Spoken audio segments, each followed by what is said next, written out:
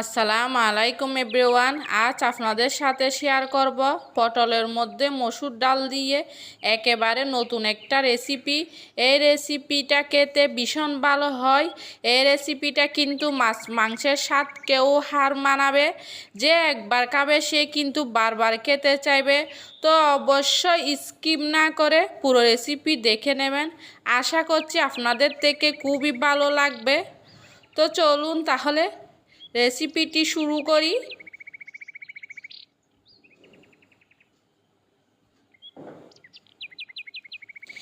এইখানে দেখুন পটল কেটে নিয়েছি প্রায় 400 গ্রামের মতো। তো পটলগুলো কুসা ছাড়িয়ে এভাবে সরু সরু করে কেটে নিতে হবে। যতটা সম্ভব আপনারা এরকম সরু সরু করে পটলগুলোকে কেটে নেবেন। পটলগুলো আমি কেটে নেওয়ার পরে খুব ভালোভাবে ধুইয়ে পরিষ্কার করে তারপরে পানিটাকে ঝরিয়ে নিয়েছি। এখানে আমি আমার পরিমাণ মতো পটল নিয়েছি, আপনারা কিন্তু আপনাদের পরিমাণ মতো নিয়ে নেবেন।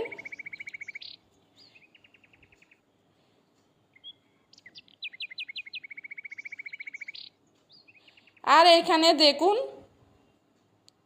100 গ্রাম মসুর ডাল। এখানে আমি যতটা পরিমাণে পটল নিয়েছি 100 গ্রাম মসুর ডালে হয়ে যাবে। আপনারা যদি পটলের পরিমাণ বেশি নেন তাহলে কিন্তু ডালের পরিমাণও একটু বেশি নিয়ে নেবেন। এইবার গ্যাস অন করে ফ্রাই প্যান বসিয়ে দিলাম। দিয়ে দিচ্ছি 1.5 কাপ পরিমাণে পানি। পানিটা হালকা গরম হলে এখানে আমি দিয়ে দিচ্ছি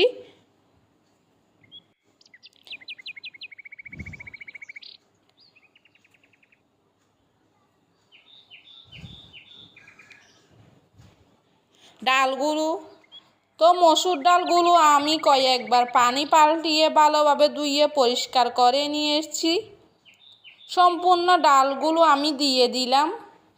এবার এখানে আমি দিয়ে দিচ্ছি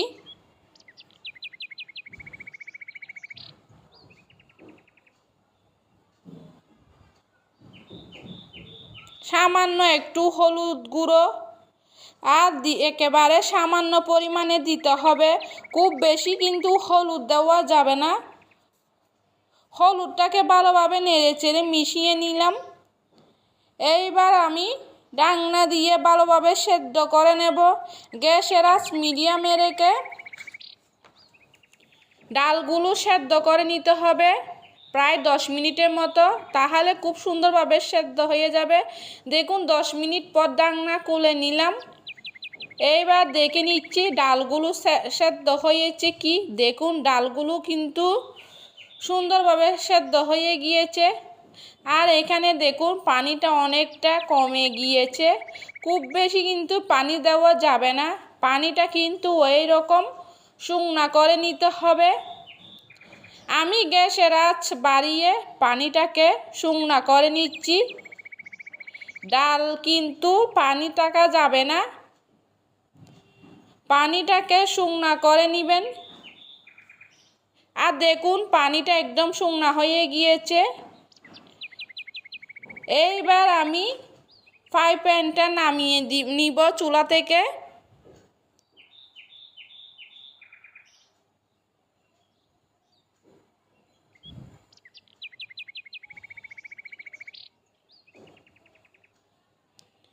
আমি গ্যাসে আবারও দিয়ে দিলাম ফ্রাই প্যান দিয়ে 3 টেবিল চামচ দিয়ে দিলাম সর্ষের তেল। এইবার তেলটা আমি হালকা গরম করে নিচ্ছি। দেখুন তেল হালকা গরম হয়ে গিয়েছে।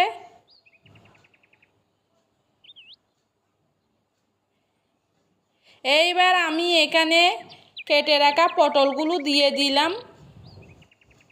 আমি সম্পূর্ণ কেটে রাখা পটলগুলো দিয়ে দিচ্ছি। আর সাথে দিয়ে দিচ্ছি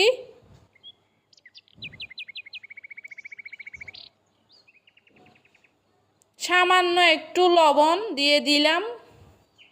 এইবার দিয়ে দিচ্ছি সামান্য পরিমাণে হলুদ গুঁড়া। এইবার লবণ আর হলুদ গুঁড়াটাকে পটলের সাথে ভালোভাবে মিশিয়ে নেব। যারা ভিডিওটি নতুন দেখছেন প্লিজ চ্যানেলটি সাবস্ক্রাইব করে পাশে থাকবেন। দেখুন পটলগুলো ভালোভাবে নেড়েচেড়ে মিশিয়ে নিলাম। এইবার আমি এটাকে ঢাকনা দিয়ে মিডিয়াম আঁচে একটু সেদ্ধ করে নিব।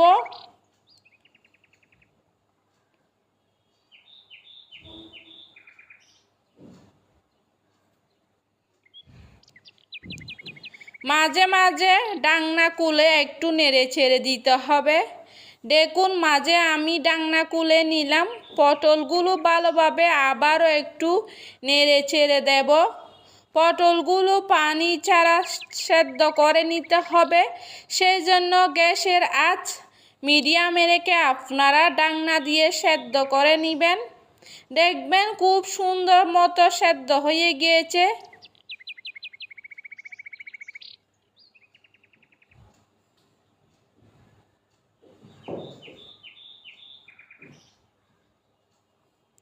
আবার আমি ঢাকনা দিয়ে দিচ্ছি।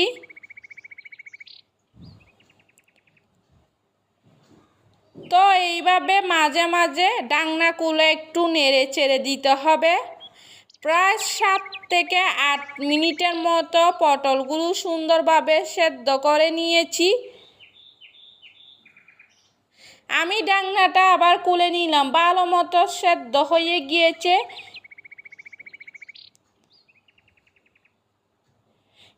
এইবার আমি গ্যাসের আঁচ বাড়িয়ে পটলগুলো ভাজা ভাজা করে নিচ্ছি। এইভাবে নেড়ে ছেড়ে ভেজে নিতে হবে, তাতে করে রেসিপিটা খেতে খুবই ভালো লাগবে। আমার চ্যানেলে আরও অনেক রেসিপি আছে, চাইলে আপনারা রেসিপিগুলো দেখে নিতে পারেন। আমি সব সময় সহজ রেসিপিগুলো আপনাদের সাথে শেয়ার করার চেষ্টা করি। রেসিপিগুলো খেতে খুবই ভালো হয়। আপনারা একবার রান্না করে খেয়ে কমেন্ট করে জানাবেন আপনাদের থেকে কেমন লেগেছে। দেখুন পটলগুলো খুব সুন্দর মতো ভাজা হয়ে গিয়েছে।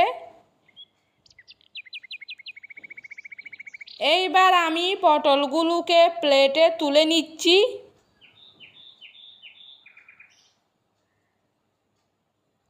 এইভাবে আপনারা ভেজে নেবেন।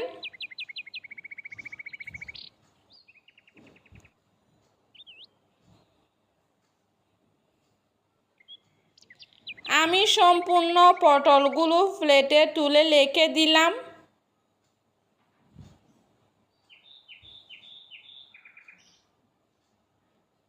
আবারও আমি এখানে দিয়ে দিচ্ছি 1 টেবিল চামচের মতো সর্ষের তেল। আর এই রান্নাটা আপনারা অবশ্যই সর্ষের তেল দিয়ে রান্না করার চেষ্টা করবেন, তাতে করে রেসিপিটা খেতে খুবই ভালো লাগবে। তেলটা গরম হলে এখানে আমি 2টো শুকনো মরিচ ভেঙে দিয়ে দিলাম। শুকনো মরিচটাকে একটু ভেজে নিলাম। এইবার আমি এখানে দিয়ে দিচ্ছি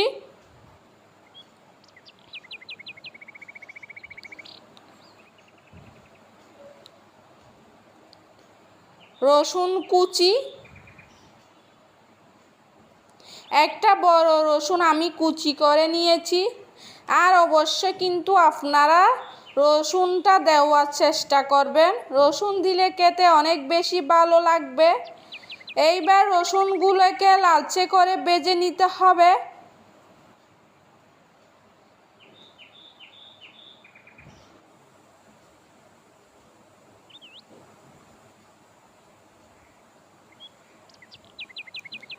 দেখুন রসুনগুলো লালচে করে ভাজা হয়ে গিয়েছে। এইভাবে আপনারা ভেজে নেবেন। এইবার এখানে আমি দিয়ে দিচ্ছি 3টি মিডিয়াম সাইজের পেঁয়াজ কুচি। এই রেসিপিটা অবশ্যই আপনারা পেঁয়াজের পরিমাণ বেশি দিয়ে দিবেন। পেঁয়াজের পরিমাণটা বেশি দিলে রেসিপিটা খেতে খুবই ভালো লাগে। এবার পেঁয়াজগুলো নেড়ে চেড়ে একটু নরম করে ভেজে নিতে হবে।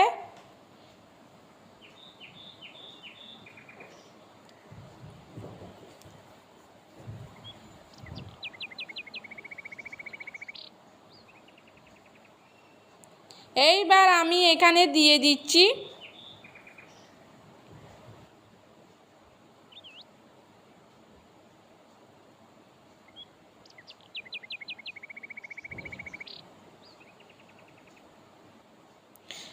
স্বাদ মতো লবণ,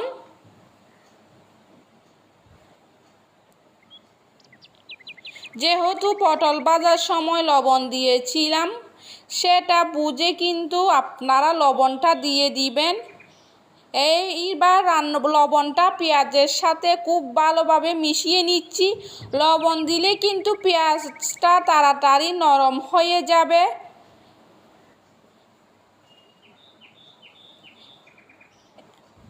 এইবার এখানে আমি দিয়ে দিচ্ছি বড় সাইজের একটা টমেটো কুচি। টমেটোকে ভালোভাবে পেঁয়াজের সাথে মিশিয়ে নেব। টমেটোগুলো ভালোভাবে নেড়ে চেড়ে মিশিয়ে নিয়েছি। এইবার গ্যাসের আঁচ মিডিয়ামে রেখে ঢাকনা দিয়ে 5 মিনিটের মতো রেখে দেব, তাতে করে টমেটোগুলো নরম হয়ে যাবে। দেখুন 5 মিনিট পর ঢাকনাটা খুলে নিলাম।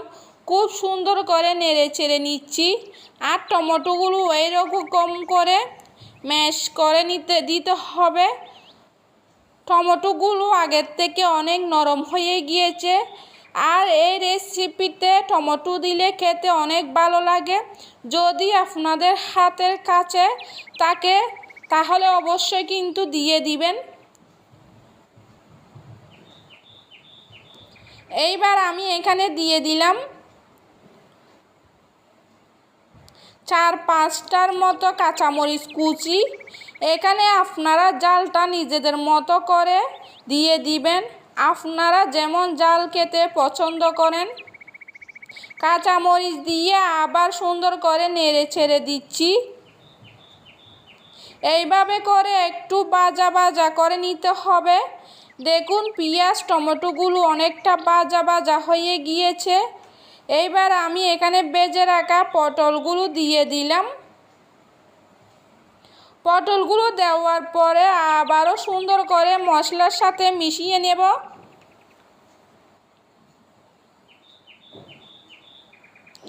আমি ভালোভাবে মিশিয়ে নিয়েছি।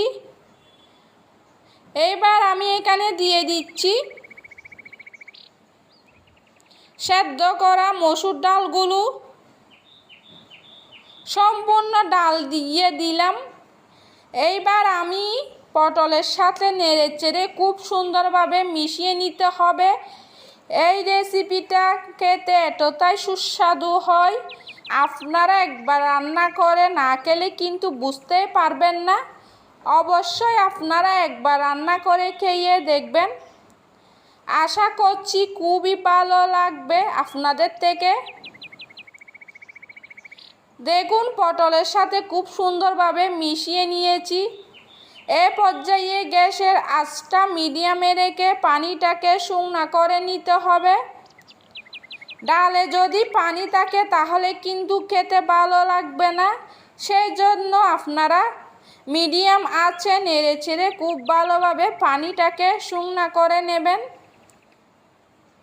ডালের পানি একেবারে শুকনা হয়ে গিয়েছে আর রান্নাটা কিন্তু হয়ে গিয়েছে। এইবার আমি গ্যাসের আঁচ বন্ধ করে দিচ্ছি, আপনাদেরকে পরিবেশন করে দেখাচ্ছি। দেখুন প্লেটে নিয়ে নিলাম আর কতটা সুন্দর হয়েছে। এই রেসিপিটা থাকলে কিন্তু 1 প্লেট ভাত নিমিষে শেষ হয়ে যাবে। একবার অবশ্যই তৈরি করে খেয়ে দেখবেন। এই সহজ রেসিপিটা কেমন লাগলো চ্যানেলে কমেন্ট বক্সে কমেন্ট করে জানাবেন।